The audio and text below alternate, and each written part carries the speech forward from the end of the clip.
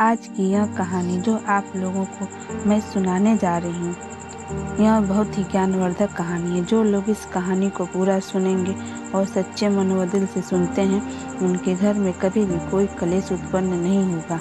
उसके घर में हमेशा सुख व शांति बनी रहेगी। उसके घर में माता लक्ष्मी का सदैव वास बना रहेगा। आपने यह बात हमेशा सुनी होगी या सुनते आ रहे होंगे कि जिसके घर में हमेशा कलेश होता है, हमेशा लड़ाई झगड़े होते हैं, उस घर में कभी भी माता लक्ष्मी नहीं निवास करती, उस घर में कभी तरक्की नहीं होती, उस घर में कभी भी माता लक्ष्मी का आगमन नहीं होता। और जिसके घर में सुख शांति होती है, उसके घर में सुख समृद्धि आती है तथा माता लक्ष्मी का निवास उस घर में सदैव बना रहता है। इस कहानी को सुनने के बाद हमें यह पता चल जाएगा कि हमें घर में लड़ाई झगड़ा क्यों नहीं करना चाहिए। जिसके घर में हर रोज लड़ाई झगड़ा होता है, वह उन झगड़ों को कैसे रोक सकता है, क्योंकि जहाँ सुख शांति होती है वहाँ माता लक्ष्मी निवास करती हैं, और जहाँ कलेश होता है, लड़ाई होती है, झगड़े होते हैं, वहाँ पर माता लक्ष्मी का निवास नहीं होता। वहाँ पर दुख व दरिद्रता का निवास होता है। वहाँ पर हर तरह की समस्या व परेशानी बनी रहती है। अगर हो सके तो इस कहानी को पूरा सुने। यह कहानी आपको जीवन में बहुत कुछ सारी सीख देगी। यह बहुत ही ज्ञानवर्धक कहानी है। इसे पूरा सुने वह अपने परिवार वालों को, खास कर माताओं व बहनों को जरूर सुनाएं। यह कहानी एक मोर व मोरनी की कहानी है। एक जंगल में एक मोर व मोरनी रहते थे। मोर व मोरनी बहुत ही हंसी खुशी जंगल में रहा करते थे। एक दिन मोरनी मोर से कहती है कि पिया जी, अब हमें यहाँ से चलना चाहिए। हमें वहाँ चलना चाहिए जहाँ हमारे समाज के काफ़ी सारे लोग रहते हों, जहाँ मोर व मोरनी रहते हों, वहाँ चलना चाहिए। मोर मोरनी से कहता है कि वहाँ पर और सारे मोर मोरनी होंगे, वहाँ पर बहुत सारे लड़ाई झगड़े होंगे। यहाँ पर हम कितना सुख पूर्वक रहते हैं, हमें वहाँ जाने की क्या ज़रूरत है।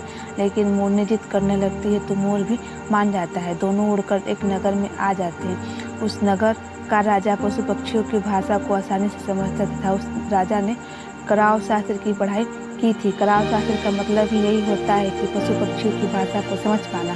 वह राजा सभी प्रकार के पशु पक्षियों और जीवों की बातों को भली भांति समझ पाता था और जीव जंतुओं की आवाज़ों को बखूबी समझता था कि वह क्या कह रहे हैं और क्या सुन रहे हैं। मोर व मोरनी उसी नगर में आ जाते हैं। एक दिन की बात है कि राजा अपनी रानी से कहता है कि हे रानी, मुझे बहुत तेज भूख लगी है, आप मुझे भोजन बनाकर दीजिए। रानी सभी प्रकार के अच्छे पकवान बना करके एक हाथ में पानी का लोटा और एक हाथ में भोजन की थाली लेकर राजा के पास पहुंचती है। रानी भोजन की थाली राजा के पास रखती है तो उसमें से एक चावल का दाना नीचे गिर जाता है। वहीं पर कुछ चींटियां घूम रही थी तो एक चींटी चावल का वहाँ टुकड़ा लेकर वहाँ से जाने लगती है। राजा में बैठा इन सब घटनाओं को देख रहा था। उस चींटी के पास में तुरंत ही एक बड़ा चींटा आता है और उस चींटी से कहता है कि हे प्रिय, यह चावल का टुकड़ा मुझे दे दो और तुम वापस जाकर उस राजा की थाली से दूसरा चावल का दाना लेकर आओ। उनकी बातों को राजा पूरी तरह से सुन रहा था, क्योंकि राजा हर जानवर पशु पक्षियों की भाषा को समझ सकता था। तो राजा वहीं बैठा सुन रहा था कि चींटी चींटा से क्या कह रही है। चींटी चींटा से कहती है कि नहीं, मैं नहीं जाऊँगी, नहीं तो राजा को यह बात पता चल जाएगी तो राजा मुझे मार देगा। तो चींटा चींटी से कहता है कि तुम जाओ, राजा को इस बात का पता नहीं चलेगा। चींटी जाने की कोशिश तो करती है लेकिन आधे रास्ते से वापस चली आती है और चींटे से कहती है नहीं, मैं नहीं जाऊंगी, हो सके तो राजा को पता चल जाएगा और राजा मुझे मार देगा। राजा उन दोनों को देख रहा था और उनकी बातों को सुन भी रहा था। चींटा को इस बात का भास हो जाता है कि राजा उनकी बातों को सुन रहा है। फिर चींटा चींटी से कहता है, लगता है राजा हमारी बात को समझ रहा है, राजा ने हमारी बातों को सुन लिया है, इसीलिए वह हमें ही देख रहा है। चींटी चींटे से कहती है कि राजा ने हमारी बातों को सुन तो लिया है, अगर यह राजा इस बात को किसी दूसरे को बताएगा तो वह उसी समय पत्थर का बन जाएगा। राजा चींटी व चींटा की बात को बखूबी सुन लेता है, वह समझ लेता है। राजा इस बात को सुनकर हंसने लगता। राजा को हंसी आने लगती और उधर राजा की रानी रसोई में से बाहर आती है। वह जैसे ही रसोई से बाहर निकलती है, राजा उसे हंसता हुआ दिखाई देता है। रानी राजा को हंसते हुए देखकर सोचने लगती, शायद मुझसे ही कोई गलती हुई है, इसीलिए राजा साहब हंस रहे हैं। रानी राजा के पास आती है और कहती है कि हे राजा साहब, क्या मुझसे कोई गलती हुई है? क्या मुझसे कोई पाप हुआ है कि आप इतनी जोरों से हंस रहे हैं? राजा रानी से कहता है कि नहीं, ऐसी कोई बात नहीं है, बस यूं ही हंसी आ गई। रानी जिद करने लगती है और कहने लगती है कि आपको मुझे बताना ही होगा कि आप क्यों हंस रहे थे। राजा बार बार मना करता है क्योंकि राजा को पता था, राजा को यह बात पता थी कि चींटियों ने कहा है कि अगर मैं चींटी वाली बात किसी को भी बताऊंगा तो मैं पत्थर का बन जाऊंगा। इसीलिए राजा रानी को कुछ भी नहीं बताता, लेकिन रानी बार बार जिद करने लगती है। वह कहती है कि आपको मुझे बताना ही होगा, अगर आप मुझसे सच्चा प्रेम करते हैं, अगर आप मुझे अपनी रानी समझते हैं तो आपको बताना ही होगा कि आप क्यों हंस रहे थे। तब राजा बड़ा ही धर्म संकट में पड़ गया। राजा सोचता है कि अगर सारी बातें रानी को बता देता हूँ तो मैं पत्थर का बन जाऊंगा, और अगर नहीं बताता हूँ तो रानी का विश्वास खो दूंगा। रानी बहुत जिद करने लगती है। कहते हैं ना कि तिरिया व बाल हट बहुत बड़ा होता है, इन दोनों हट से हमेशा बच के रहना चाहिए। इस तरह तिरिया हट के सामने राजा को झुकना ही पड़ता है। राजा रानी से कहता है कि अगर मैं आपको यह बात बता देता हूँ तो भविष्य में आपको पछताना पड़ेगा। रानी कहती है कि अभी तो आप कह रहे थे कि कोई बात नहीं है, और अभी आप कह रहे हैं कि मुझे पछताना पड़ेगा। रानी कहती है कि जरूर कोई रहस्य वाली बात है, इसीलिए वह और भी जिद करने लगती है। रानी के ज़्यादा जिद करने से राजा कहता है कि चलो ठीक है, अगर आप नहीं मान रही तो चलिए किसी जंगल में चलते हैं, वहाँ पर आपको यह सब बात मैं बताऊंगा। राजा रानी रथ पर सवार होकर जंगल के लिए निकल जाते हैं। जैसे ही वह घनघोर जंगल में पहुँच जाते हैं तो राजा रानी को वह सारी बातें सुनाने लगता है। जैसे जैसे राजा रानी को चींटी वाली बात सुनाने लगता है वैसे वैसे वह थोड़ा थोड़ा पत्थर का होने लगता है। राजा ने जैसे ही आधी बात सुनाई वह आधा पत्थर का हो गया।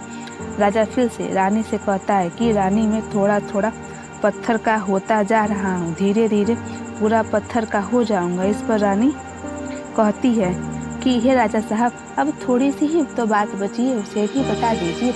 राजा रानी को पूरी बात बता देता है। रानी को पूरी बात बताते ही राजा पत्थर का बन जाता है। रानी की जिद की वजह से राजा पत्थर का बन जाता है। रानी उस पत्थर बने राजा को हिलाने लगती है। अब रानी रोने लगती है। रानी पत्थर को हिलाती है, लेकिन भारी भरकम पत्थर कैसे हिल सकता था, इसीलिए वह बहुत भारी था। राजा पत्थर का बन जाता है और इधर रानी सिर पटक पटक कर रोने लगती है, विलाप करती है और पछताने लगती है। वह सोचती है कि राजा ने मना किया था, फिर भी मैंने उनकी बात नहीं मानी और अपनी जिद की वजह से मैंने राजा से उस बात को पूछा, और उस बात के बताने की वजह से राजा पत्थर के हो गए। वह हर किसी से सहायता की मांग करती है। इस कहानी को, इस बात को, इस घटना को मोर व मोरनी वहाँ देख रहे थे। रानी के विलाप को देखकर मोर व मोरनी को दया आ जाती है। मोर मोरनी से कहता है कि प्रिय, यही होता है तिरिया हट, आपके हट की वजह से ही हम उस सुंदर जंगल को छोड़कर यहाँ चले आए। मोरनी मोर से कहती है, प्रिय, पहले आप चलिए उस रानी को देखा जाए। वह रानी बहुत ही ज़्यादा दुखी हो रही है, बहुत ही ज़्यादा रो रही है और बहुत ही ज़्यादा विलाप कर रही है। हमें रानी की सहायता करनी चाहिए। हम इसकी पूरी तरह से तो सहायता नहीं कर सकते, लेकिन इसको थोड़ा सा ढांढस तो बधा ही सकते हैं। यही सोचकर मोर व मोरनी रानी के पास आ जाते हैं। वहाँ जाकर वहाँ रानी से कहते हैं कि रानी, जो हुआ वह बहुत ही गलत हुआ, लेकिन आप थोड़ा धीरज रखिए, अपने आप को थोड़ा संभालिए। आपके पीछे तो पूरा राज्य है, राजा तो पत्थर का हो ही चुका है। अगर आपको पूरा राज्य संभालना है तो आप अपने आप को संभालिए। मोर मोरनी की बात को सुनने के बाद रानी मोर मोरनी से कहती है कि हे मोर मोरनी बहन और भाई, मैं अपने आप को कैसे संभालूं, क्योंकि अब तो मेरा परिवार, मेरा सारा संसार ही उजड़ गया। मेरा पति परमेश्वर पत्थर का बन गया है। अब मैं क्या करूं? राजा तो पत्थर के बन गए हैं। इस पर मोरनी कहती है कि राजा तो इंसान थे, वो पत्थर के कैसे बन गए? राजा तो रानी वही बात बताती है जैसे राजा ने चींटी वाली बात रानी को बताई थी। रानी वही बात मोर व मोरनी को बताने लगती है। रानी भी धीरे धीरे करके पत्थर का बन जाती है। और जब रानी पत्थर की बन जाती है, इधर मोर व मोरनी की चिंता हो जाती है कि राजा व रानी तो दोनों अब पत्थर के बन गए। मोर व मोरनी को यह चिंता सताने लगती है कि अब यह विपत्ति तो हमारे ऊपर भी आ सकती है। मोर मोरनी को यह बात परेशान कर रही थी कि अगर हम भी किसी से यह बात बताएंगे तो हम भी पत्थर के बन जाएंगे। अगर मैं चुप भी रहूं तो तुम स्त्री हो, यह बात तो तुमसे छुपती नहीं है। मोर मोरनी से कहती है कि हे पिया जी, अब यहाँ से दूर चलते हैं। तो इस पर मोर कहता है कि हे मूर्ख, यह विपत्ति तो संसार के किसी कोने में हमारा पीछा नहीं छोड़ेगी। यह खतरा तो हमेशा हमारे ऊपर मंडराता रहेगा। यह बात जाने अनजाने में भी हमारे मुख से निकल गई तो हम भी पत्थर के बन जाएंगे। इसी बात को लेकर मोर और मोरनी बहुत दुखी हो जाते, बहुत चिंतित हो जाते। रात दिन उनको यह दुख खाया जाता है कि यह सोचकर वो ना तो ठीक से भोजन करते, ना ही सुकून से सो पाते।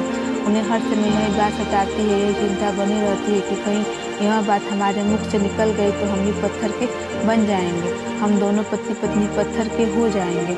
यही सोचकर मोर कहता है कि अगर मैं सारी चींटियों को ख़त्म कर दूं तो सारी समस्या ही ख़त्म हो जाएगी, क्योंकि यह सारा किया धरा तो इन चींटियों का ही है। वह मोरनी से कहता है कि हे प्रिय, अगर हम इस सारी सृष्टि से इन चींटियों को ही ख़त्म कर दे तो यह समस्या ही ख़त्म हो जाएगी। दोनों पति पत्नी चींटियों को खाने लगते। मोर व मोरनी का इतना आतंक हो गया था कि सारी चींटियाँ धरती खोद कर दूसरे अंदर तक छुपने लगी। और मोर व मोरनी ऐसी निगरानी रखते कि उन्हें जहाँ भी चींटियाँ दिखाई देने लगती वहाँ उन्हें खा जाते। कोई भी चींटी मोर व मोरनी के इस आतंक के डर से बाहर ही नहीं निकल आते थे। सभी चींटियाँ धरती के अंदर बिल बनाकर रहने लगती हैं और ज़मीन के अंदर ही जाकर बैठ जाती हैं। काफ़ी समय बीतने के बाद चींटियों को भूख सताने लगती, क्योंकि बिल में भोजन तो नहीं मिलता है, भोजन तो बिल के बाहर ही मिलता है। अब जैसे ही चींटी भोजन लेने बिल से बाहर आती है तो मोर उसे दबोच लेता है और उस जान से मार देता है। एक चींटी व चींटा भोजन के लिए तड़पते हुए बिल के अंदर ही श्री हरि विष्णु का भजन करने लगे। भक्ति करते हुए उन्हें यह भी पता नहीं था कि वह कहाँ है कहाँ नहीं है। वह घनघोर तपस्या में लीन हो गया। अंत में जाकर श्री हरि विष्णु उन्हें दर्शन देते हैं। वह श्री हरि विष्णु उनसे कहते हैं कि चींटी चींटा, जो तुम्हें मांगना हो वह तुम मांग सकते हो। हम तुम्हारी भक्ति से बहुत प्रसन्न हैं, क्योंकि तुमने निराहार भक्ति की है और तुमने कोई अन्न और जल भी नहीं ग्रहण किया है। इसलिए श्री हरि बहुत जल्दी प्रसन्न हो गए और आकर कहने लगे कि तुम्हें जो मांगना हो वो मांग सकते हो, हम तुम्हारी भक्ति से बहुत प्रसन्न हैं। उधर चींटा व चींटी दोनों काफ़ी समय से भूखे व प्यासे थे, दोनों ही एक ही बात कहते हैं। तो भगवान विष्णु से कहते हैं, प्रभु, अगर आप हमें वर देना ही चाहते हैं तो हमारे पेट में गांठ लगा दीजिए। उन्होंने सोचा कि अगर हमारा पेट ही नहीं होगा तो हम बाहर क्यों ही जाएंगे और मोर मोरनी हमें क्यों खाएंगे। इसलिए उन्होंने मांगा कि हे प्रभु, हमारे पेट में गांठ लगा दीजिए। इस पर भगवान विष्णु तथास्तु कहते हैं और चींटियों के पेट में गांठ लग जाती है। आज भी उन चींटियों के पेट में गांठ लगी हुई है, चींटियों का पेट नहीं होता। फिर चींटा और चींटी भगवान विष्णु से कहते हैं कि हे प्रभु, हमारे पेट में तो गांठ लग गई है, लेकिन हमें अभी मोर व मोरनी से खतरा है। हमारे इंतजार में मोर व मोरनी ज़मीन पर बैठे हैं, तो हमें ज़मीन पर जैसे ही देखेंगे वो हमें मार देंगे। यह सुनकर भगवान विष्णु मोर व मोरनी के समक्ष आते हैं। वह कहते हैं कि तुम चींटियों का शिकार करना बंद करो, इसमें चींटियों का कोई दोष नहीं है। जो दोषी था वह राजा था, क्योंकि राजा ने क्रव शास्त्र की पढ़ाई की थी, इसीलिए वह सभी जीव जंतुओं की भाषा को समझता था और उनके साथ वह जिस भी भाषा को समझता था उनका रूप बदलने में भी वो सक्षम था। वह राजा जब उन पशु पक्षियों का रूप धारण करता था तो तब वह उनके साथ संभोग करता था, और वो जब पशु पक्षी गर्भ धारण कर लेते थे तो वह उन्हें छोड़कर इंसान बन जाता था। और उनकी दशा को देखकर वह राजा जोर से हंसता था। अपनी इसी मूर्खता की वजह से यह राजा पत्थर का बना पड़ा है। तब मोर कहता है कि उस राजा की पत्नी का क्या दोष है कि वह भी पत्थर की हो गई है। तब श्री हरि विष्णु कहते हैं कि उसकी पत्नी भी उसके इस पाप की भागी है। अगर वह अपने पति को रोकती तो इतने बड़े पाप को नहीं करता, इसलिए उसकी रानी भी पाप की भागी है, इसीलिए रानी भी आज पत्थर की बन गई है। श्री हरि के बताने के बाद मोर श्री हरि से कहता है कि हे प्रभु, क्या क्या जो बातें हमें रानी ने बताई हैं, क्या वो हम किसी और को बताएंगे तो हम भी पत्थर के बन जाएंगे। तो इसका श्री हरि कहते हैं कि तुम्हारा यह श्राप तो समाप्त हो चुका है, किसी से कहने पर तुम पर श्राप का असर नहीं होगा, तुम पर से यहाँ खतरा टल चुका है। मोर और मोरनी प्रसन्न हो जाते हैं, उनकी खुशी का कोई ठिकाना नहीं होता। मोर खुशी के मारे नाचने लगता है। जब भी कोई खुश होता है तो जोर से नाचता और गाता है, लेकिन जब मोर अपने पैरों को देखता है तो उसके पैर बदसूरत होते हैं। वह अपने पैरों को देख कर रोने लगता है। वह सोचता है कि उसके पैर तो पहले बहुत सुंदर थे, लेकिन अब कट कट के बेकार हो गए हैं, क्योंकि मोर ने चींटियों को खा लिया था। और जो भी चींटियों को खाता है तो उसके पैर बिल्कुल खदर जाते हैं। जैसे कि सांप होता है, जब सांप चींटियों को खाता है तो उसको भी चींटियाँ खाती हैं, तो उसके पैर में भी दाने दाने हो जाते, उसका पैर बेकार हो जाता है, उसका शरीर बेकार होता है। उसी तरह मोर के भी पैर बेकार हो गए थे। अब मोर रोने लगता है।